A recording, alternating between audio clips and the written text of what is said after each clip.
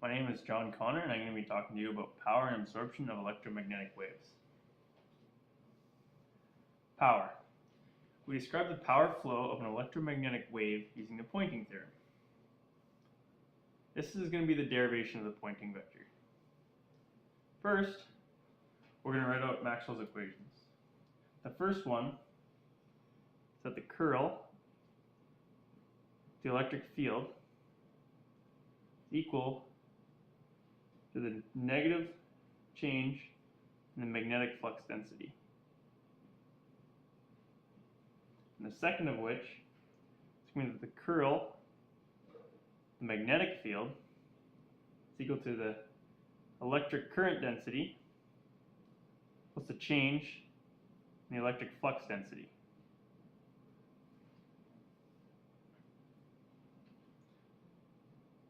If we multiply equation 1 by the magnetic field, equation 2 by the electric field, subtract them and equate them to 0, this is what we get.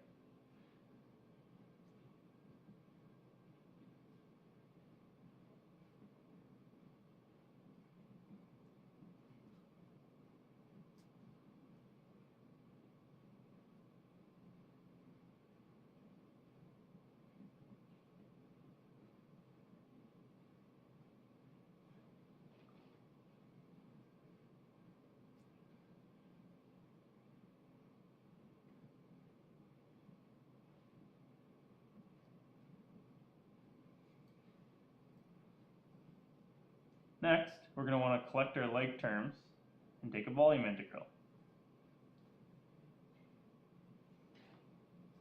So, the curl, the electric field, times the magnetic field, minus the curl of the magnetic field times the electric field is equal to the negative change in time of the magnetic flux density times the magnetic field plus the change in time of the electric flux density times the electric field plus electric current density times the electric field. And we're going to want to take the volume integral of that whole thing.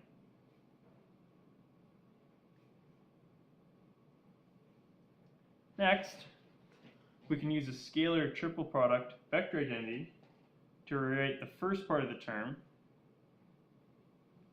as such.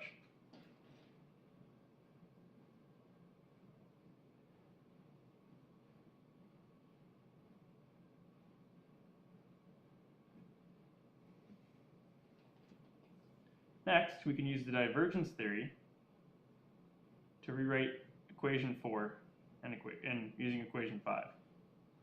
This is going to look a little something like this. The surface integral of the electric field crossed the magnetic field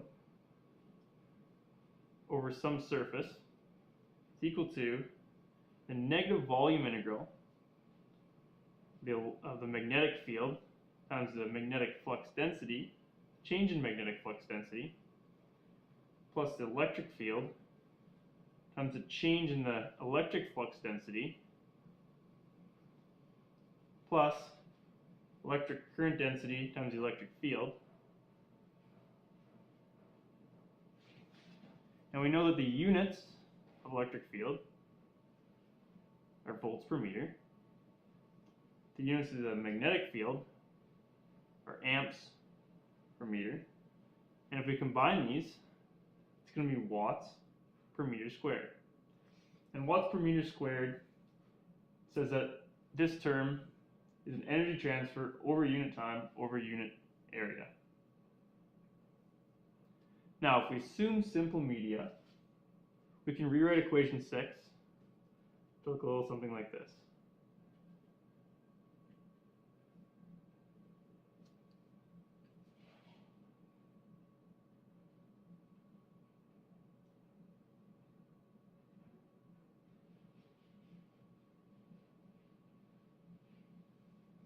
this is going to be the permeability of free space times the magnetic field times the change in the magnetic field over time plus the permittivity of free space times the electric field times the change in electric field over time plus electrical conductivity times the electric field squared. And we're going to want to take the volume integral of that. And we know that this is going to be denoted as S bar, which is called our Poynting vector.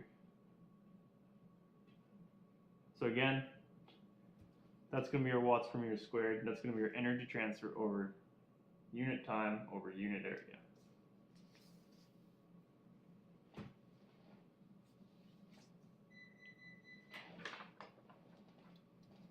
So, if we simplify this even further,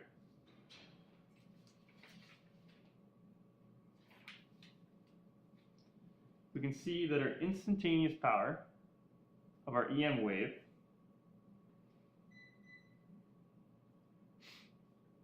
is equal to the negative change in time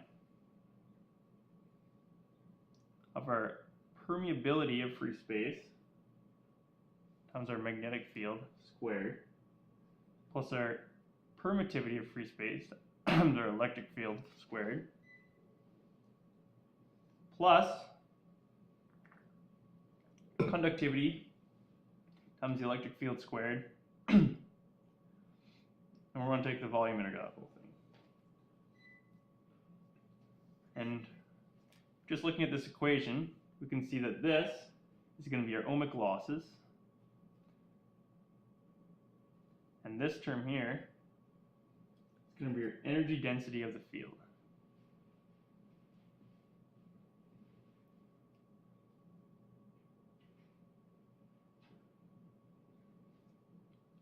All right, so instantaneous power is not as relevant as time averaged power.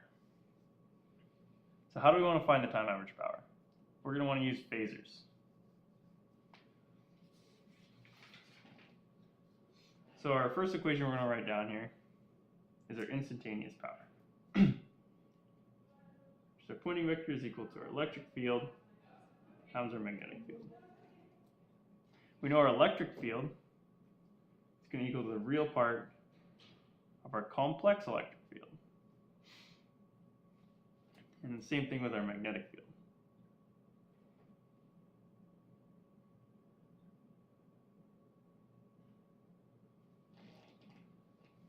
And if we assume that these are time harmonic, which means that E, complex electric field, is equal to the complex electric field magnitude times E to the negative I omega t, and our magnetic field is equal to our complex magnetic field amplitude.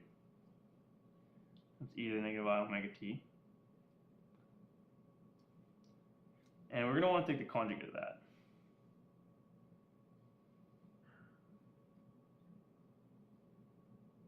And the conjugate is just having the imaginary part of that go to positive instead of negative.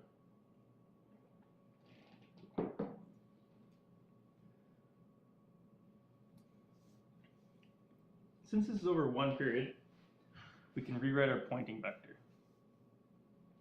It's going to look a little something like this. Our average Poynting vector is going to equal to 1/2 of the real part of the electric field complex times the conjugate of the magnetic field. Using equation 4 and 5, we can rewrite this. The average Poynting vector is equal to 1/2 of the real parts, the complex electric field and conjugate of the complex magnetic field, which is going to come out to the complex magnitude electric field across the complex magnitude of the magnetic field.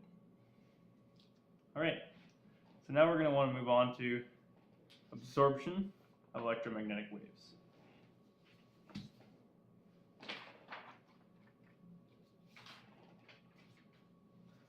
So we know that an EM wave will have no loss in free space. What happens if this EM wave hits a conducting media? We know the properties of the conducting media, that the electric current density is equal to the conductivity times the electric field. There's no free charge. The magnetic flux density is equal to the permeability, free space times the permeability of that material, times the magnetic field. Then the electric flux density is equal to the permittivity of the free space times the permittivity of that material times the electric field. So we're going to want to start with Maxwell's equations here. We can write curl magnetic field, a negative change in time, electric flux density plus the current, electric current density, which is, after we take into account our properties of our conducting media, it's going to look something like this.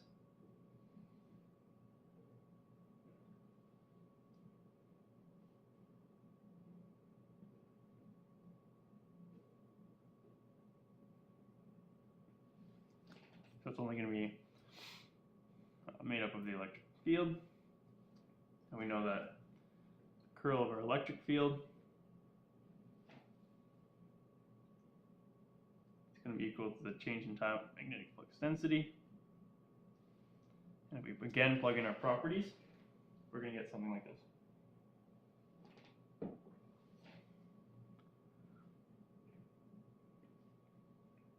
curl of the E is equal to the negative permeability, the change in time of our magnetic field over time. So now, if we take the curl of equation 4, we get this. Curl of the curl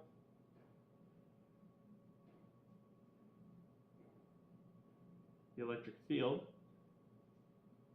is equal to permeability times the change in time of the curl of our magnetic field. If we simplify, we get that the Laplacian of our electric field is equal to our permeability mu times the change in time, or the change in the electric field times permittivity plus sigma E, and then it's going to be relative to the change in time of that whole term. We can now rewrite this to look like this. Equal mu epsilon, second time derivative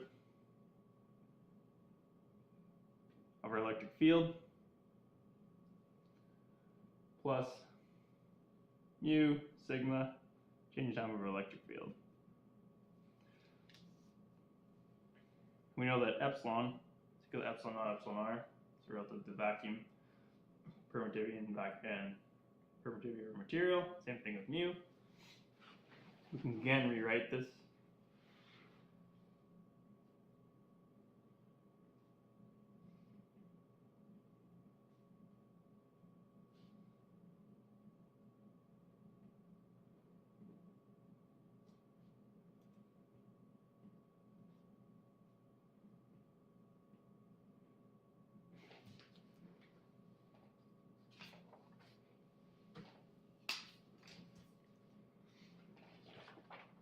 and then we know that speed of light is equal to 1 over the square root the permittivity free space times the permeability of free space. So we can rewrite equation 7 as this.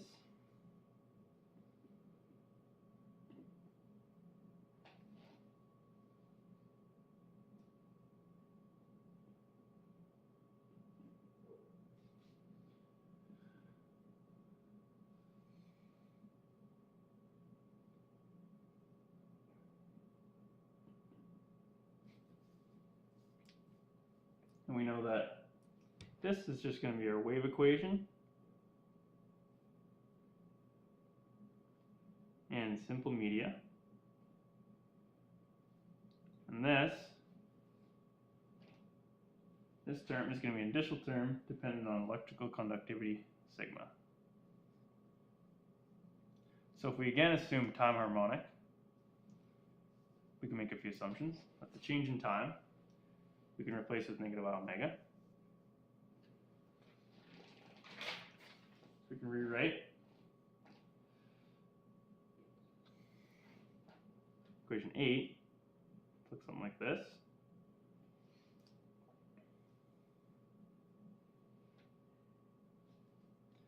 Negative mu r epsilon r speed of light squared times negative I omega squared, because we had a second time derivative of the electric field here. That's going to be times the electric field. In addition to mu naught mu r sigma times negative I omega for the change in time of the electric field here. And if we simplify all that, we get this.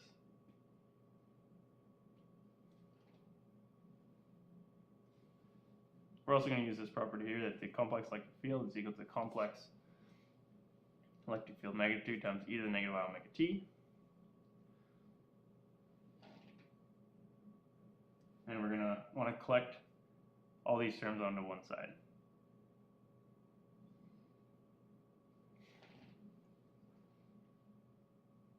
Squared u epsilon 1 plus I sigma over omega epsilon times complex electric field magnitude. We'll make that equal to 0. And we define this term here as our complex k vector, wave vector. We want to plug this into the wave equation. Plane waves are the form of this. The electric field, as it propagates through time and space, is equal to this. The complex electric field magnitude times e to the I kz minus omega t. It's the same thing for the magnetic field as it propagates through space and time. It's a function of kz minus omega t. And if we rewrite this with this complex k wave vector,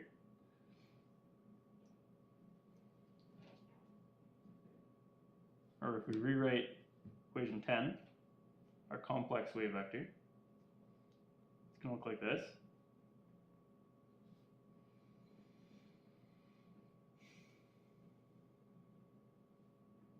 And this is going to equal squared u epsilon plus omega ui sigma. Breaking that complex wave vector down into real and imaginary part. So this is k and this is chi. We plug this complex wave vector k in. It's going to look like this. K is equal to omega over c times the square root epsilon r mu r over 2 times 1 plus sigma over omega epsilon r epsilon naught squared over. That whole term is going to be square rooted plus 1. And our chi, omega over c square root epsilon r mu r over 2 square root 1 plus sigma over omega epsilon r epsilon naught squared plus 1, and then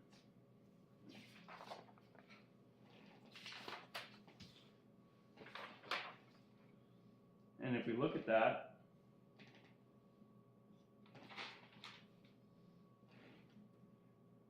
this term, you can see that's a function of sigma, the electric conductivity. So if we apply different electric conductivities to that,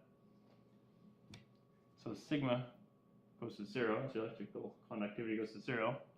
Your K, real, it's going to equal omega over C, the square root of epsilon r mu r, and your chi is just going to equal 0.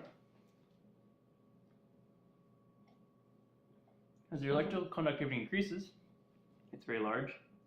Your K, real, square root omega mu r mu naught sigma divided by 2. And our chi is going to equal the same thing, omega mu r mu naught sigma over 2. So how do these new wave vectors change our wave equation?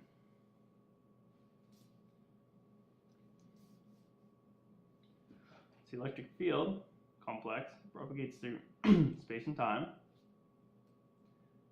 It's going to equal this. Complex electric field magnitude times e to the negative chi z, e to the I, kz minus omega t, and our magnetic field propagates through space and time. It's going to be our complex magnetic field magnitude times e to the negative chi z times e to the I kz minus omega t. And our wave equation in free space doesn't have this term.